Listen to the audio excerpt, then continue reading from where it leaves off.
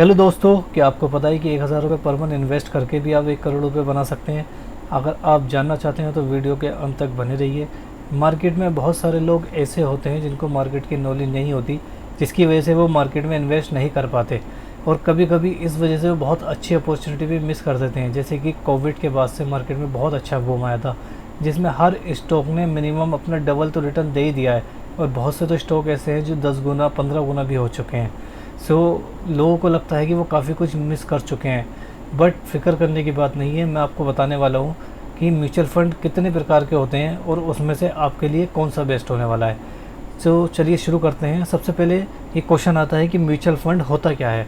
तो mutual fund market में invest करने का एक तरीका है। जैसे कि कुछ लोग डायरेक्ट स्टॉक में इन्वेस्ट करते हैं, जिन लोगों को स्टॉक को एनालिसिस करने की नॉलेज होती है वो डायरेक्ट स्टॉक में इन्वेस्ट करते हैं। जैसे बहुत ही लेजेंड लोग हैं, जैसे लेट राकेश झुनझुनवाला जी हुए, राधा कृष्ण दवानी, रामदेव अग्रवाल, विजय केडिया जी।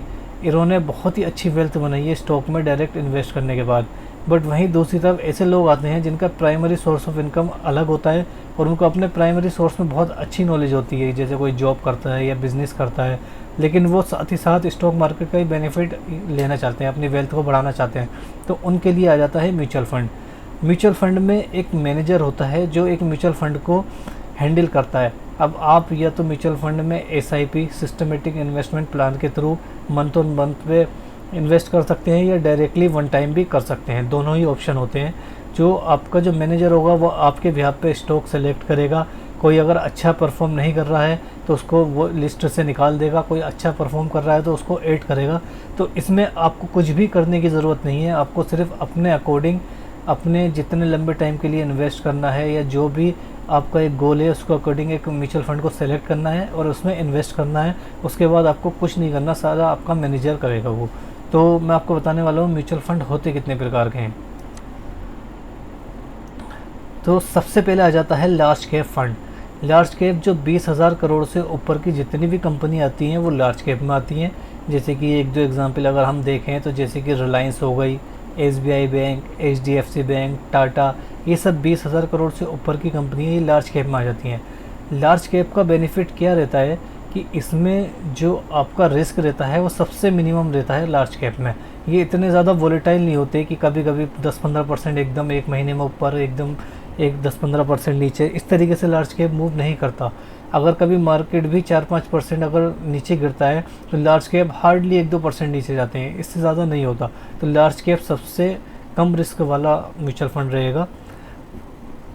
जो लोग लंबे टाइम के लिए इन्वेस्ट करना चाहते हैं उनके लिए लार्ज कैप सबसे बेस्ट रहता है, जिसमें रिस्क काफ़ी कम होगा और रिटर्न भी काफ़ी स्टेबल रहती है। उसके बाद सेकंड आ जाता है आपका mid cap fund. Mid cap fund जो होता है वो 5,000 करोड़ से 20,000 करोड़ के बीच की जो कंपनी होती हैं वो सारी मिड कैप में आती हैं। तो लार्ज कैप के बाद सेकंड बेस्ट ऑप्शन जो हो रहता है वो रहता है मिड कैप का।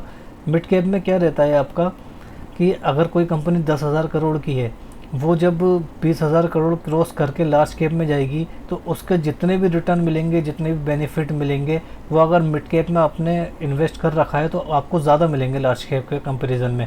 अगर कोई कंपनी मिड कैप से अच्छा परफॉर्म करके लार्ज कैप में जाती है तो मिड कैप भी बहुत अच्छा ऑप्शन है इन्वेस्ट करने के लिए।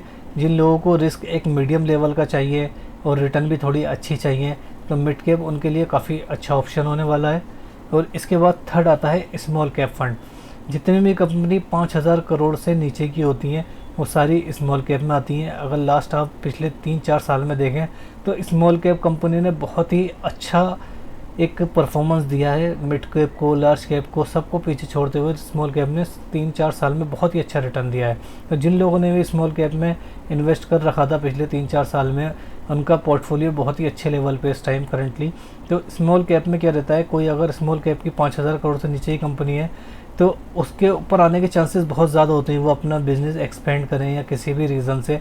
तो स्मॉल कैप की रिटर्न काफ़ी अच्छी होती है, लेकिन इसमें रिस्क भी काफ़ी ज़्यादा रहता है। स्मॉल कैप के कोई बिज़नेस में उनको एक्सपेंड करने में कुछ इशू आता है या किसी भी रीज़न से, तो स्मॉल कैप का जिस तरीके से रिटर्न ज़्यादा होता है उसी तरीके से उसमें रिस्क भी ज़्यादा होता है।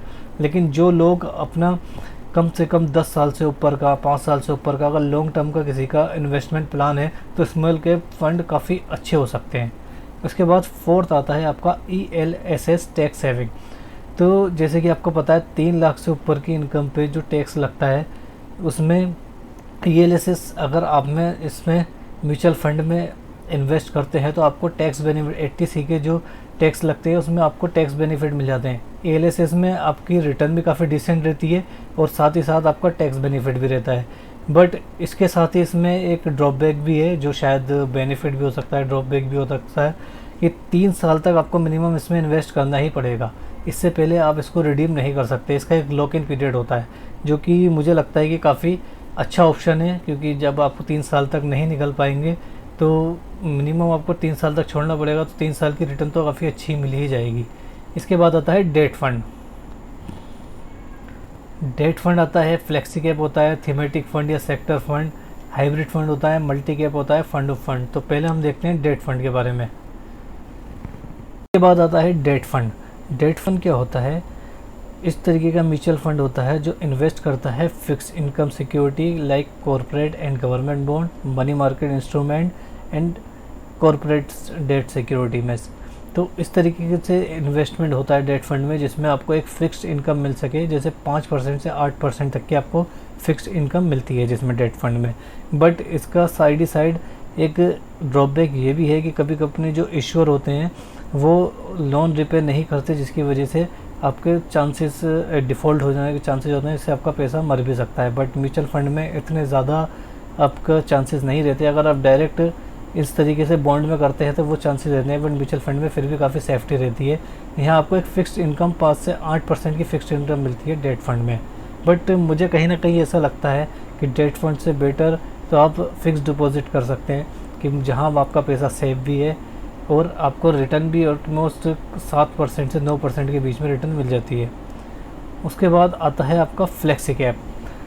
फ्लेक्सी कैप एक ऐसा फंड है जिसमें आपका large, mid cap and small cap सभी कैटेगरी में बराबर, आपका किसी में भी आपका जो मैनेजर होता है किसी भी कैटेगरी में इन्वेस्ट कर सकता है।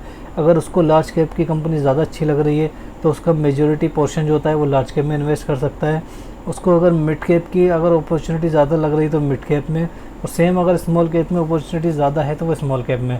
तो एक जो मैनेजर होता है म्यूचुअल फंड का, उसको पूरी अथॉरिटी होती है, वो जिधर चाहे उधर इन्वेस्ट कर सकता है। बट साथ ही साथ एक ही है कि रिस्क को अपना लेवल में लेकर, तो फ्लेक्सी कैप भी काफ़ी अच्छा ऑप्शन होता है। अगर सिर्फ आपको एक ही म्यूचुअल फंड में इन्वेस्ट करना होए तो फ्लेक्सी कैप भी काफ़ी अच्छा ऑप्शन है। इसके बाद आ जाता है थीमेटिक फ़ंड और सेक्टर फ़ंड। तो थीमेटिक फ़ंड और सेक्टर फ़ंड क्या होते हैं? ये एक पर्टिकुलर, एक जैसे कि इसका नाम है थीमेटिक, पर्टिकुलर एक थीम में इन्वेस्ट करते हैं।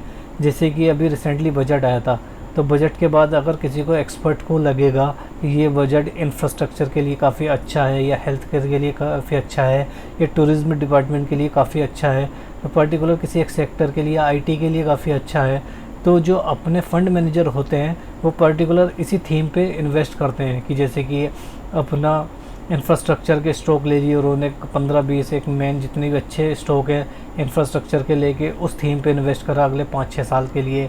या जैसे कि AV चल रहा है अभी, AV की एक थीम पे इन्वेस्ट करा, तो पर्टिकुलर सिर्फ एक थीम पे इन्वेस्ट करते हैं, ये एक सेक्टर पे बेट होती है इसमें।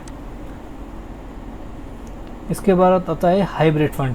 हाइब्रिड फंड एक डाइवर्सिफाइड फंड होते हैं जिसमें स्टॉक्स और बॉन्ड दोनों को मिलाकर इन्वेस्ट किया जाता है, जहां काफ़ी रिस्क स्टेबल रहे और रिटर्न भी आपकी काफ़ी स्टेबल रहे।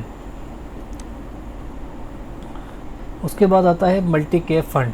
मल्टी कैप फंड और आपका फ्लेक्सी कैप काफ़ी हद तक सेम ही होते हैं, जबकि मल्टी कैप में आपको एटलीस्ट 25% जो है लार्ज, मीडियम और स्मॉल कैप में इन्वेस्ट करना पड़ेगा। जो मैनेजर है उसको minimum 25% large cap, medium cap, mid cap और स्मॉल कैप में इन्वेस्ट करना पड़ेगा। जबकि फ्लेक्सी कैप में जो माइक्रो कैप के स्टॉक जो आते हैं या इसके अलावा भी काफ़ी स्टॉक होते हैं उसमें भी वो इन्वेस्ट कर सकते हैं।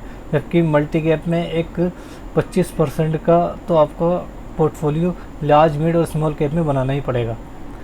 तो मल्टी कैप और फ्लेक्सी कैप में सिर्फ इतना सा ही डिफरेंस है। उसके बाद आ जाता है आपका फंड ऑफ फंड।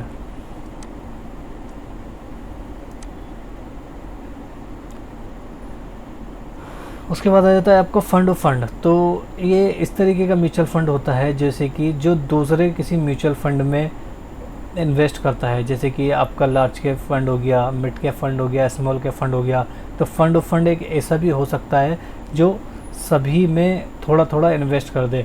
तो एक बंच होता है वो म्यूचुअल फंड का, वो किसी में भी जिनमें उसको सही लगे कि अगर रिटर्न अच्छी मिल जाए और रिस्क थोड़ा सा आपका स्टेबल रहे, इस तरीके से वो फंड ऑफ फंड में भी इन्वेस्ट कर सकते हैं। अब इसके बाद आते हैं हम इसके चार्जेस पर। तो म्यूचुअल फंड जैसे कि आपको पता है कि एक डेडिकेटेड मैनेजर आपको मिल रहा है, आपके बिहाफ पे सारे डिसीजन वो लेगा, क्या बाय करना है, क्या सेल करना है। तो उसमें कुछ ना कुछ चार्जेस तो जाएगा ही ऑब्वियसली। तो उसमें जो पहला जो चार्जेस होता है वो होता है एग्जिट लोड। एग्जिट लोड सभी काफ़ी म्यूचुअल फंड का अलग अलग होता है। कोई 3 महीने में एग्जिट लोड लगाता है कि अगर आप 3 महीने से पहले उसको रिडीम करते हो तो आप पे चार्जेस लगेगा 1% का या 1.5% का। या बहुत से 1 साल के लिए लगाते हैं कि 1 साल से पहले अगर आप रिडीम करते हो तो आपको उसका चार्जेस लगेंगे। बट अगर आप लॉन्ग टर्म का आपका सोच के कर रखा है कि 5 साल या 10 साल में इन्वेस्ट करना है आपको, तो एग्जिट लोड आपके ऊपर नहीं लगने वाला। एक आता है थर्ड आपको स्टैम्प ड्यूटी, जो 0.05% की स्टैम्प ड्यूटी है। बट जो सबसे मेन होने वाला है वो आने वाला है एक्सपेंस रेशो। एक्सपेंस रेशो जो सबसे म्यूचुअल फंड में सबसे मेन जो आपके चार्जेस है उसमें आता है एक्सपेंस रेशो, जो कि आपका 0.3 से लेके 1.5%, 1.5%, 2% तक आपका एक्सपेंस रेशो होता है। तो एक्सपेंस रेशो क्या देता है, वो आपका कोई मंथली या ईयरली बेसिस पे नहीं लगता। एक्सपेंस रेशो लगता है आपका डेली बेसिस पे। तो जैसे कि सपोज़ किसी ने 1 लाख रुपए इन्वेस्ट करा है और करंट डेट में 1 महीने, 2 महीने या 5-6 महीने बाद उसकी वैल्यू 1,10,000 रुपये हो जाती है, और किसी म्यूचुअल फंड का एक्सपेंस रेशो जो है 1.25% है। तो मैं आपको बताता हूँ कि उसका कितना चार्जेस लगेगा पर डे पे। उसे मैं एक बार आपको एक्सपेंस रेशो कैलकुलेट करके दिखाता हूँ कि पर डे आपको एक्सपेंस रेशो कितना लगने वाला है। तो सपोज़ 1 लाख का आपका इन्वेस्टमेंट है जो कि 1,10,000 रुपये बन चुका है। एक म्यूचुअल फंड का जो एक्सपेंस रेशो है वो 1.25% है। तो पर डे आपको कितना एक्सपेंस रेशो लगेगा, 1.25 into 1,10,000 equal two divided by 365 divided by 100। तो 3.76 रुपये, ऑलमोस्ट 3.77 रुपये आपको पर डे एक्सपेंस रेशो लगने वाला है, अगर आपका 1,10,000 रुपये की आपको वैल्यू होती है। और जैसे जैसे वो वैल्यू चेंज होगी उस तरीके से आपका एक्सपेंस रेशो भी चेंज होता रहेगा। तो जो एक मेजर ड्रॉबैक जो म्यूचुअल फंड में आता है वो सिर्फ एक यही है कि एक्सपेंस रेशो उसमें काफ़ी ज़्यादा लगने लगता है। बट आपको क्या करना है, एक्सपेंस रेशो जो है इन्वेस्ट करने से पहले चेक करना है कि एक्सपेंस रेशो उसमें कितना लग रहा है। तो मिनिमम 0.5% से नीचे आपको एक्सपेंस रेशो होना चाहिए, जो कि आप जब इन्वेस्ट करोगे तो चेक करोगे। तो जैसे कि मैंने आपको स्टार्टिंग में बताया था कि 1,000 रुपये से कैसे आप 1 करोड़ रुपये बता सकते हो मार्केट में, तो मैं उसकी भी आपको कैलकुलेशन दिखाता हूँ। ये देखिए, आप सपोज़ आप 1,000 रुपये पर मंथ इन्वेस्ट करते हो, इन्वेस्टमेंट पीरियड होगी आपका 40 साल का, एक्सपेक्टेड रिटर्न जो हो गई वो 15% की हो गई। कैलकुलेट करेंगे तो 40 साल में 1,000 रुपये पर मंथ इन्वेस्ट करने पे आपका 2.3 करोड़ हो जाएगा। बट उससे पहले देखते हैं हम अगर आप 1 साल तक 1,000 रुपये इन्वेस्ट करते हो तो उसकी वैल्यू 0.1 लाख हो जाएगी। वही अगर आप 10 साल तक करते हो तो 2.6 लाख हो जाएगी। वहीं अगर आप 20 साल तक करते हो तो 13.3 लाख हो जाएगी। वहीं आप अगर 30 साल तक करते हो तो वो 56.3 लाख हो जाएगी। वही अगर आप 35 ईयर्स तक करते हो तो 1.1 CR हो जाएगी, यानी सिर्फ एक। आज की वीडियो में हमने जाना कि म्यूचुअल फंड कितने प्रकार के होते हैं। जैसे कि मोटा मोटा जो म्यूचुअल फंड होते हैं वो लार्ज कैप होता है, मिड कैप होता है, स्मॉल कैप होता है, ELS टैक्स एमिन होता है, डेट फंड होता है, फ्लेक्सी कैप होता है, उसके बाद थीमेटिक फंड या सेक्टर फंड होता है, हाइब्रिड फंड होता है, मल्टी कैप फंड होता है एंड फंड ऑफ फंड होता है। तो अब पूरी वीडियो देखने के बाद आपको पता चल गया होगा कि आपको किस म्यूचुअल फंड में इन्वेस्ट करना चाहिए। तो एक बेसिकली जो डिपेंड करता है, एक एज पे भी काफ़ी ज़्यादा डिपेंड करता है कि किस एज में आप इन्वेस्ट कर रहे हैं। अगर आप यंग एज में इन्वेस्ट कर रहे हैं तो आपका जो पोर्टफोलियो होना चाहिए उसमें स्मॉल कैप और मिड कैप की क्वांटिटी काफ़ी अच्छी रख सकते हैं। इसमें आपका रिस्क भी काफ़ी रहेगा और रिवॉर्ड भी काफ़ी ज़्यादा रहेगा। बट जैसे जैसे आपकी एज बढ़ेगी उस हिसाब को आपको थोड़ा सा रिस्क कम लेना पड़ेगा और थोड़ा सा स्टेबल इनकम में जाना पड़ेगा, जो कि लार्ज कैप में या मल्टी कैप या फ्लेक्सी कैप में होता है या डेट फंड में होता है। तो आज की वीडियो में हमने जाना कि आपके लिए कौन सा फंड बेस्ट होने वाला है। वीडियो अगर अच्छी लगी हो तो उसको लाइक करना ना भूलें, और इसके अलावा भी अगर आज कुछ जानना चाहते हैं तो प्लीज़ कमेंट में कर ज़रूर बताएं। Thank you everyone.